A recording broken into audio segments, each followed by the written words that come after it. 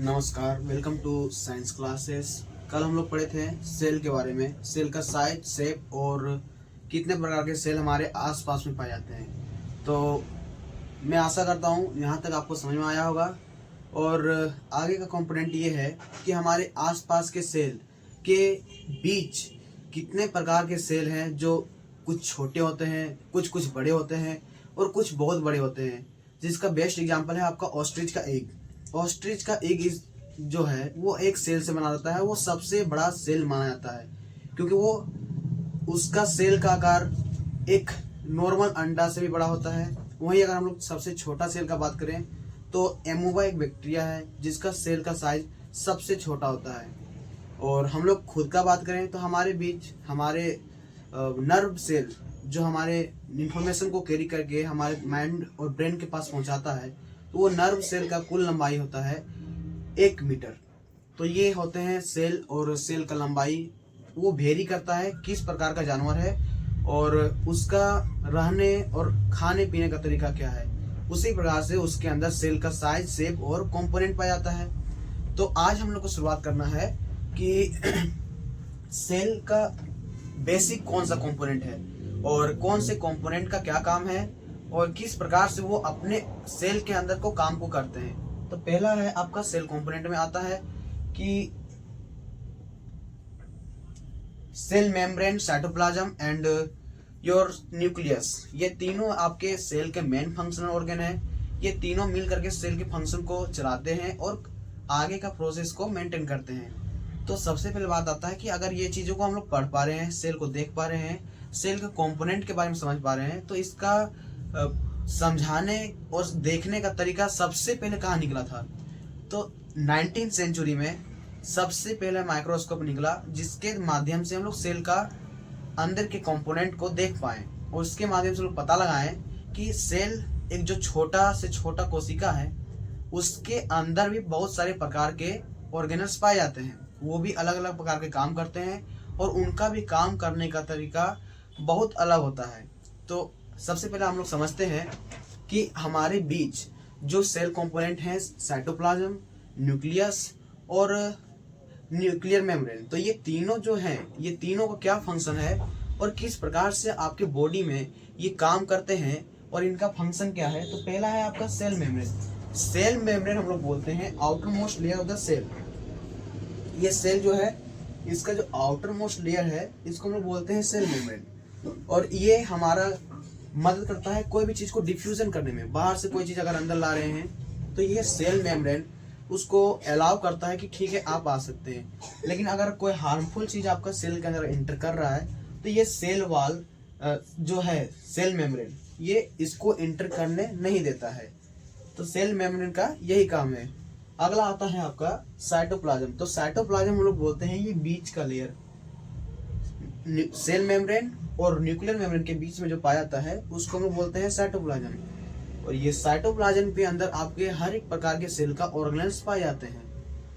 तो इसके बीच में ये साइटोप्लाज्म का काम होता है कि जितने भी प्रकार के आपके ऑर्गेनल्स हैं सेल के अंदर, जैसे कि कुछ को हम डिनोट किए हैं। पहला माइटोकॉन्ड्रिया है, दूसरा साइटोप्लाज्म है और न्यूक्लियर मेम्ब्रेन है। फिर न्यूक्लियस है, smooth endoplasmic reticulum, rough endoplasmic reticulum और वैक्यूल्स एंड लाइसोसोम। तो ये सारे जो आपको ऑर्गेनल्स दिख रहे हैं, जितने भी साइटोप्लाज्म में मूव कर रहे हैं, तो ये सबको प्रोटीन लाने में, लेगने में और इससे बनकर जो पहुंचाया जाता है, तो इसमें मदद करता है आपको साइटोप्लाज्म। ये एक जेली जैसा स्ट्रक्चर होता है और ये सभी ऑर्गेनल्स को एक जगह पर अस्थिर करके रखता है और उसके फंक्शन को करवाने में, उसका प्रोसेस को आगे बढ़ाने में ये साइटोप्लाज्म इसको हेल्प करता है। अगला आता है आपका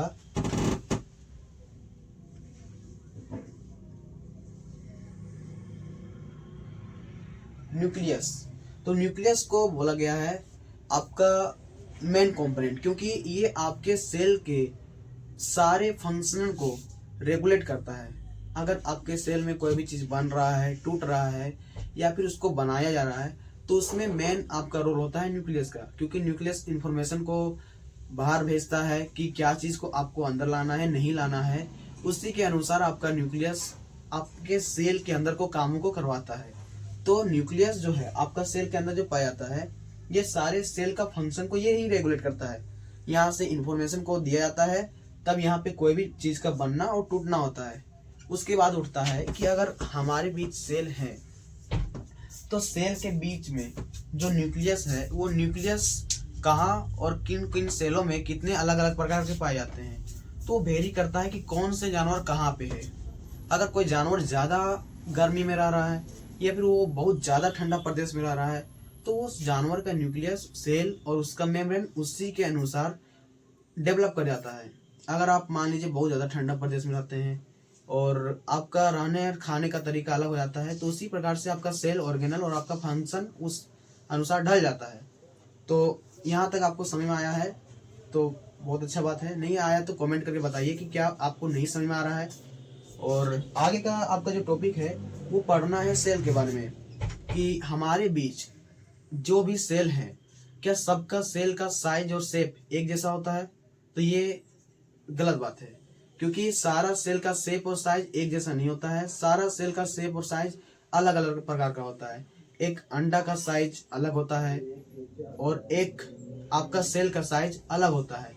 तो सेल का साइज और शेप वो ऑर्गेनिज्म पर डिपेंड करता है कि वो ऑर्गेनिज्म कौन सा ऑर्गेनिज्म है। कोई कोई सेल का साइज स्क्वायर होता है, किसी किसी सेल का साइज पेंटागन होता है, हेक्सागन होता है, कोई कोई इलोंगेट होता है सेल। तो सेल का साइज और शेप उसी के ऊपर डिपेंड करता है। इससे बहुत सारा क्वेश्चन आता है और ये क्वेश्चन प्रैक्टिस अगर आपको करना है तो मेरे साथ बने रहिए। आगे का वीडियो में हम क्वेश्चन को लाएंगे। यहाँ तो समझ में आया है तो धन्यवाद।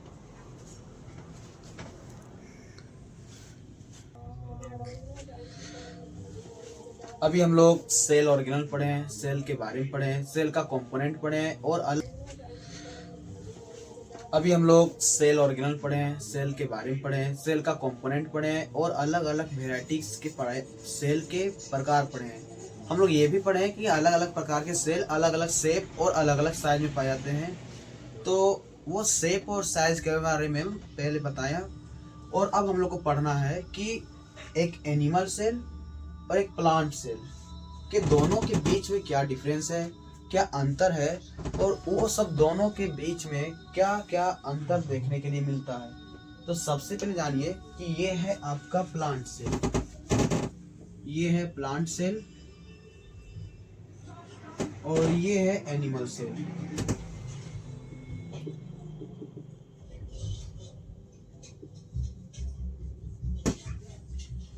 अब इसके दोनों के बीच में क्या डिफरेंस है, तो डिफरेंस के लिए ही मैं ये पैराग्राफ बनाया हूँ। ये पैराग्राफ को देखिए, ये पैराग्राफ में जो भी लिखा हुआ है सेल वाल, तो प्लांट में सेल वाल होता है लेकिन एनिमल में सेल वाल नहीं होता है। तो डिफरेंसेस दोनों में है, प्लांट में कोई चीज़ हो जाता है, किसी में नहीं होता है। तो क्या डिफरेंस है, किस में क्या होता है नहीं होता है, ये दोनों को वेरीफाई करने के लिए है ये दो फिगर है और नीचे हम बनाए हैं ये आपका डिफरेंस।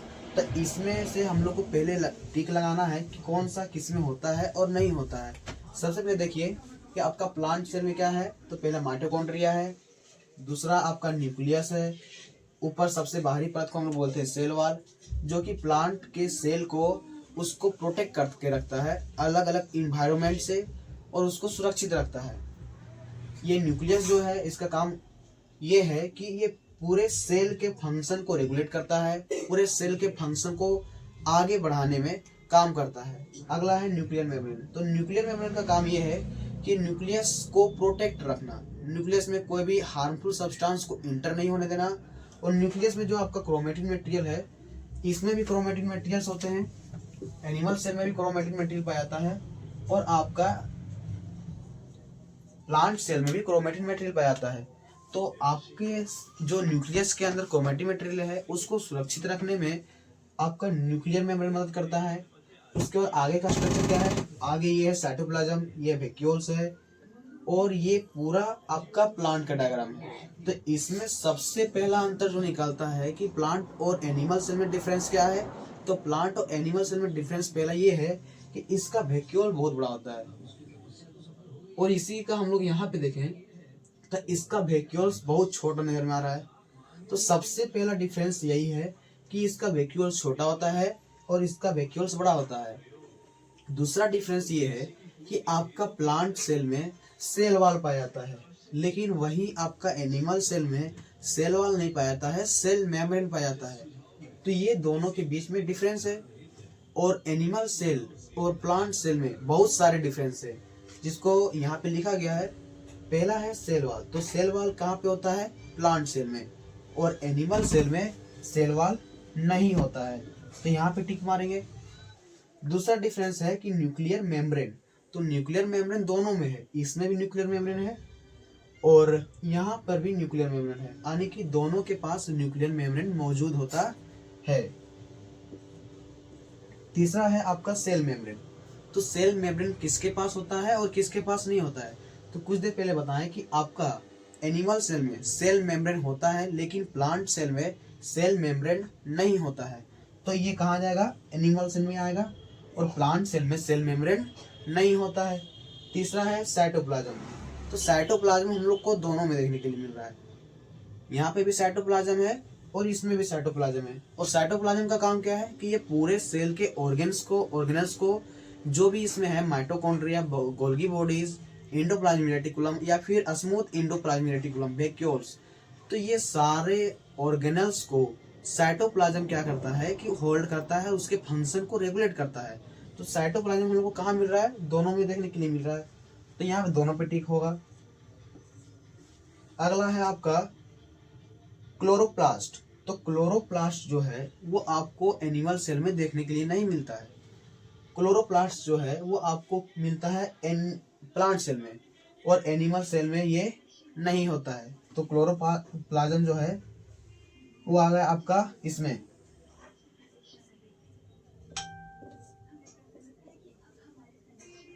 अगला है प्लास्टिड। तो प्लास्टिड क्या मतलब समझते हैं? तो प्लास्टिड का मतलब होता है कि जो भी आपका सेल ऑर्गेनल्स में अलग अलग प्रकार के ऑर्गेनल्स है, उसमें से एक ऑर्गेनल्स होता है प्लास्टिड, जो कि आपको देखने के लिए मिलता है एनिमल वाला सेल में। ये आपका प्लांट सेल में नहीं होता है, क्योंकि इसमें आपका फंक्शन ज़्यादा है और ये क्या है कि आपका पूरा बॉडी के फंक्शन के अनुसार रेगुलेट करता है। तो ये प्लास्टिड जो है वो आपका एनिमल सेल में होता है, लेकिन प्लांट सेल में नहीं होता है। अगला है वैक्यूल्स। तो वैक्यूल दोनों में होता है, इसका छोटा है लेकिन वैक्यूल्स है इसके पास बड़ा है। अंतर यही है कि एक में छोटा है एक में बड़ा है, लेकिन वैक्यूल्स दोनों में है। ये था आपका सेल के बीच में डिफरेंस। एनिमल का सेल प्लांट सेल से अलग होता है और प्लांट का सेल एनिमल सेल से अलग होता है। तो दोनों के बीच में डिफरेंसेस पाए जाते हैं, क्योंकि वो दोनों का रहने का तरीका, खाने का तरीका अलग है। और ये आपका सेल वॉल इसमें होता है, लेकिन इसमें सेल वॉल नहीं होता है, क्योंकि सेल वॉल जो होता है वो थिक होता है, वो उसको वेरियस टेम्परेचर और अलग अलग प्रकार के इन्वायरमेंट से सुरक्षा देता है। लेकिन एनिमल सेल में उस प्रकार का सेल वॉल नहीं होता है, इसमें होता है सेल मेम्ब्रेन। तो ये आपका प्लांट सेल और एनिमल सेल के बीच में डिफरेंस है। आज ये चैप्टर हो जाता है खत्म। अगर आपको ऑब्जेक्टिव क्वेश्चंस चाहिए या फिर क्वेश्चंस चाहिए तो प्लीज कमेंट कीजिए। ऑब्जेक्टिव क्वेश्चन और क्वेश्चन के अनुसार आपका वीडियो बनाया जाएगा।